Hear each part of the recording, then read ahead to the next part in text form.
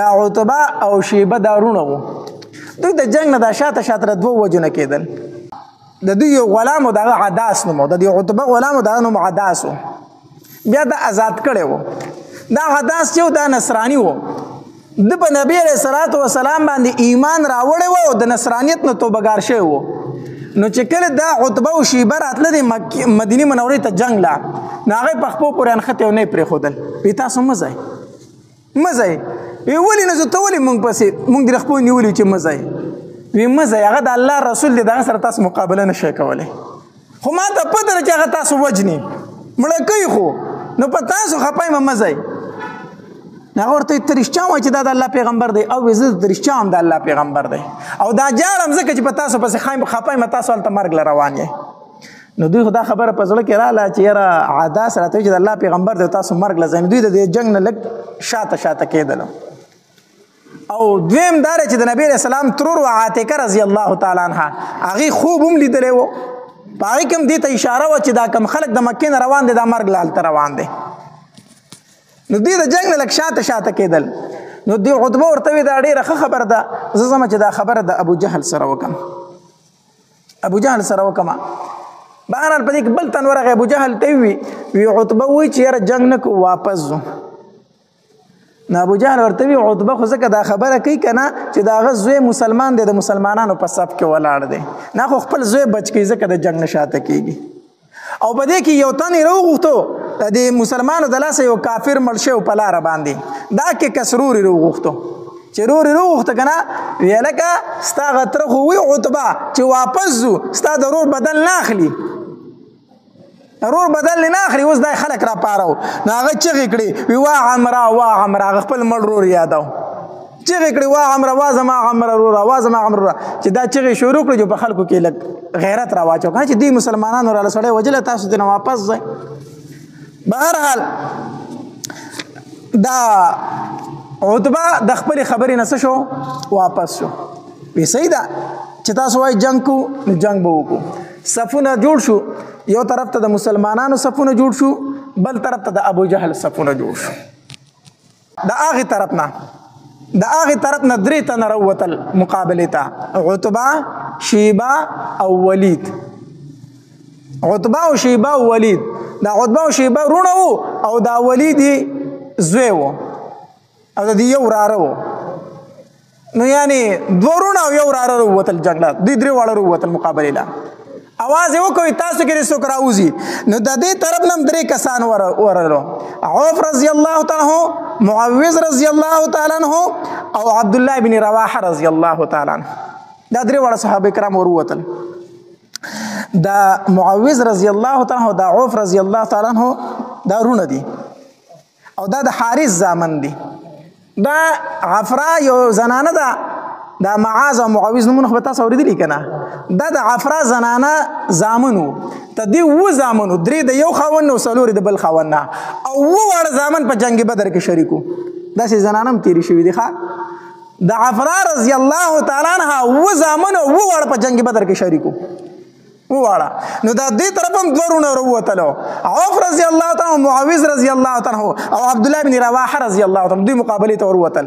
چې وروتل عتبه ترې نه تپوس وکړو، وایي تاسو څوک یئ؟ دوی ورته وایي رهتم من الانصار، موږ د انصارو کسان یو، موږ انصار یو، ستاسو خلک نه یو.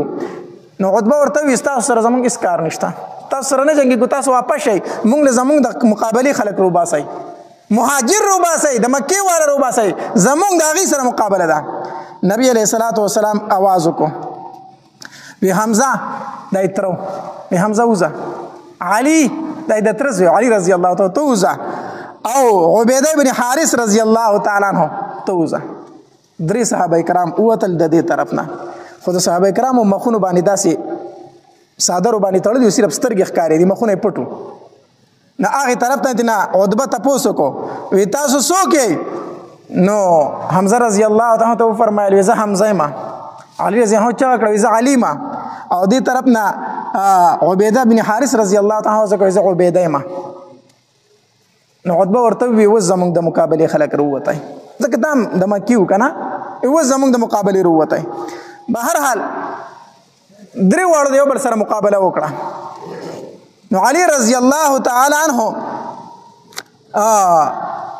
حمزه رضی الله تعالی عنہ د عتبه په مقابله کې ورغه او علي رضی الله تعالی عنہ د ولید مقابله کې او د شیبه په مقابله کې عبیده رضی الله تعالی عنہ او عبیده بن حارث رضی الله تعالی عنہ دوی مقابله وکړه. نو حضرت علی رضی الله تعالی عنہ حمزه رضی الله تعالی عنہ خپل لومبي گزار سره دوه کافر مردار کړو.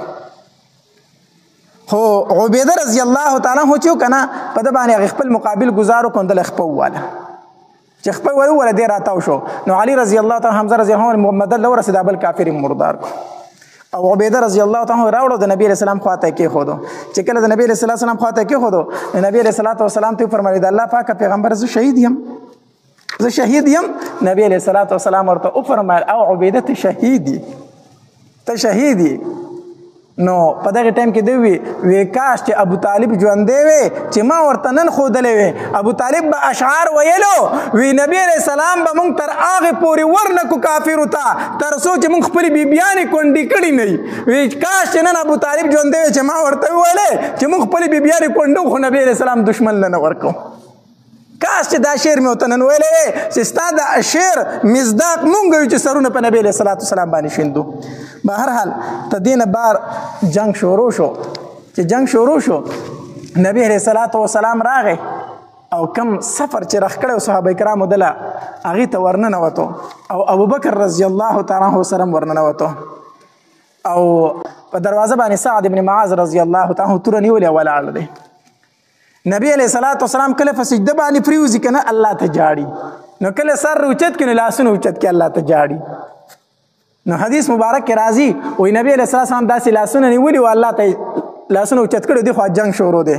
نو د الله په دربار کې دعا کوي وی الله په مکه کې مم ډیر کوشش وکړو الله په مدینه کې مم ډیر کوشش وکړو صرف دغه 314 مې الله تیار کړو اغم پخپوخ پیال بی پسر باندې سرتور او اسلحه هم نه لري الله دغه 314 رسم الله راوستي دي الله کو ستا خوخی چې د نن نه بعد ستا نوم نه اخیستل کېږي نو دوی رالمړه کا الله کو ستا خوخی چې په مخ د ځمکه ستا عبادت ونشي نو دغه 314 سره رالمړه کا الله خو کو ستا نوم په مخ د ځمکه یادېږي نو الله د دوی حفاظت وکړه لاس یې اوچت کړی او داسې جاړي.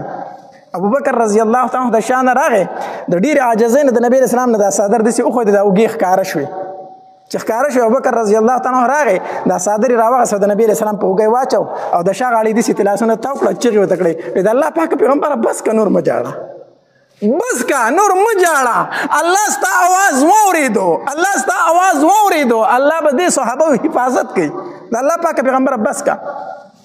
علی رضی الله تعالی عنہ فرمایي وی جنگ شروع دی وی زه به ټیم په ټیم د نبی علیه الصلاة والسلام تماشې له راتلم وی په دې جنگ په دې دوران کې یو ځل میزان غلې غونته کې راویستو چې راویستو وی نبی علیه الصلاة والسلام خواله رالم که نه نبی علیه الصلاة والسلام په سجده باندې پروت دی نبی علیه السلام په سجده پروت دی او الله ته جاړي وی زه لاړم بیا لاړم جنگ ته وی بیا چې مې غذا وکړه داسې ستړی شوم بیا رالم د نبی علیه الصلاة والسلام تماشې له وی چې بیا مې نبی علیه الصلاة والسلام سیکو بیا نبی علیه السلام په سجده پروت دی وی چې په دریم ځل باندې کافر خو مردار کړو چې کوم قیدیان کړو غذا ختم شوله وی رالم چې نبی علیه السلام بیا په سجده پروت دی ما ورته چې د الله پاک پیغمبره مبارک شه مونږ غذا وګټله مسلمانانو فتح ومنتله نبی علیه السلام سر مبارک روچت کو د سجدې نه چې کله غذا ختم شوی نبی علیه الصلاة والسلام وفرمایل چې د ابو جهل خبر راله والی نو صحابه کرام روان شو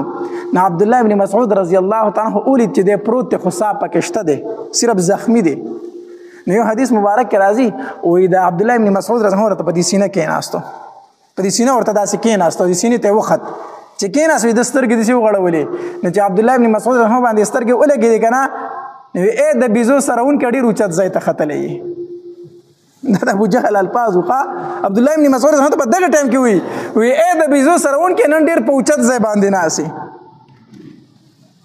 نو عبدالله ابن مسعود رضی الله تعالی عنہ فرمایلی وی او زدي پسینه ناسیم وی کول څه غواړي ابو جهل ورته وی عبدالله ابن مسعود رضی الله تعالی عنہ فرمایلی وی سر د کلم کوم سر در نه کټ کوم وی چې سر می کلم کوي کنه ستاده تور زما په سر کار نه کوي زما د تور والا په دې باندې را نصر وخه ستا تور زما سر نه غوسي زما په دې تور باندې زما سر وخه خو یو خبره درته کوم په دې به عمل وکي عبدالله ابن مسعود رضی الله عنه فرمایلی وی سو وی زما دا سر به د دې اوږو سره کټ کې.